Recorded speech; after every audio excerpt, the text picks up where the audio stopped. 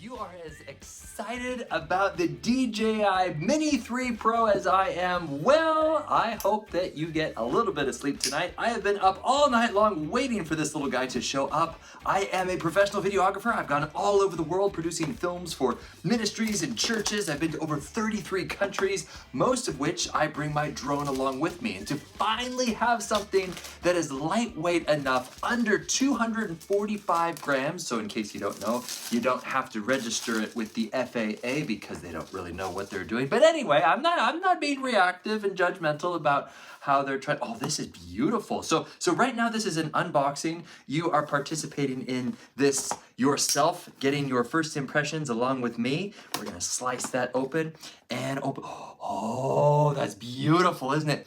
It even smells new.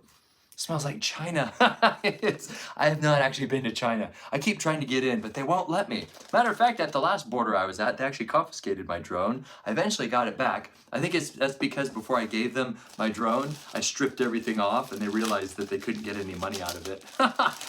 Been to a lot of sketchy places, but anyway, oh, look at how tiny that is.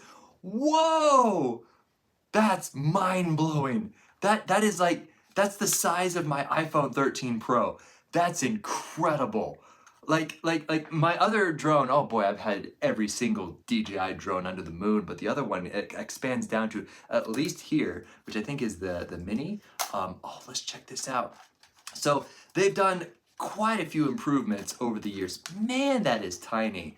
Wow, including the fact that they now have props that are low decibel, so they're more quiet, and the fact that they actually provide you this little gimbal protection. Normally you had to buy this. So they are basically front loading all the accessories here and just putting it all together. And there's a whole bunch of little foam stuff. It says remove before flight. You've got that little sticker, this sticker, basically to protect the lens as it is in transit. So you see the little camera right there. Isn't that cool? Man, that's neat. I warn you, once you go drone, you never go back. And so a lot of people ask me, like my number one question when I'm out doing video work, whether it's real estate or I'm filming in Uganda or Thailand or you name it, the number one thing that I get from people is, how much does it cost? Normally, with all the packages and everything put together, so if you get everything included, it's about $1,000, and that's what I tell them. And they go, whoa, $1,000? They actually think that it's supposed to be more, which in the past it was, but now it is very accessible. So my recommendation is, yes, if you're a beginner, get something like this. If you're a beginner, do not get one of the $150 drones, because I have heard it 36 times. People buy these cheap, dirt cheap drones and they go up into the air and they just take off. The wind just carries it away and it's just gone. And so this actually has sensors here and here. It's got sonar all over the place. And so it's basically impossible to crash into something because it automatically stops. This will pay itself off many times over. I know it's more expensive than what seems to be the entry-level ones. And also it's easier to control. The fact that, well, it hooks directly up to your phone. But in my particular case, I actually got oh, look at that. It's in the bottom of the package. This is the first time I'm actually getting the remote control. And that's simply because I use my phone for a lot of different things. And so sometimes I'm actually talking on the phone or I'm doing a behind the scenes video with my phone. And to actually free my phone up and to have my dedicated flight experience dedicated to a remote control like this, well, well, man, that's a big screen. Wow, that's definitely bigger than my iPhone 13 Pro. That's incredible.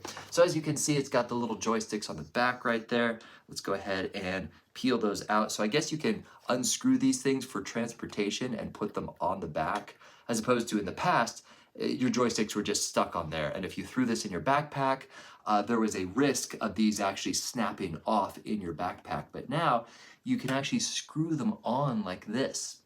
So they're actually thinking, wow, that's responsive. It's very, very smooth.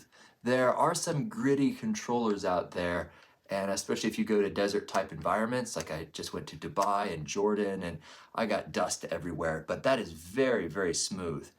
Excellent. Okay, so we've got the charging port down here, the USB-C. It looks like it does actually come with USB-C cables, so you don't have to buy any of those in addition.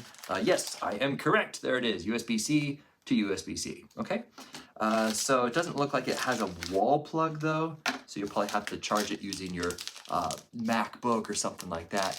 And it also comes with a little tiny screwdriver, so in case you wanted to take it apart for some strange reason, and then also some spare props, which is pretty darn handy. That's like the #1 thing that breaks when you're actually out there with your drone.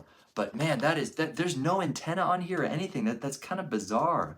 I kind of expect something to fold out, you know? At least that's what it was in the past. And if we were to boot that up, it looks like it's about a half a charge. You can see the lights right there. And oh, hey, it's booting up together. Wow, we're experiencing this together, guys. Wow, this is so neat. Well, that's actually pretty bright. I really wasn't sure if this would show up with these bright studio lights, but that is just neat. Okay, oh, wait, I want to be careful here. I do not actually want to set it up in Chinese or else I'll never be able to reverse engineer it. So it is touchscreen, check that out. Touchscreen, right, like that, up and down. So we're gonna click English, and maybe I'll set up this this thing later. But yeah, because I have to read through all of the software agreement. Yeah, right, like anybody reads that. They're basically saying, do we have your permission to sell all of your footage to the Chinese government?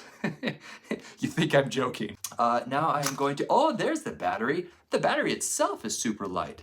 It doesn't even feel like anything. Is that actually the battery? Like, listen to that. It sounds like an empty plastic and it just goes right in there. Well, I suppose so.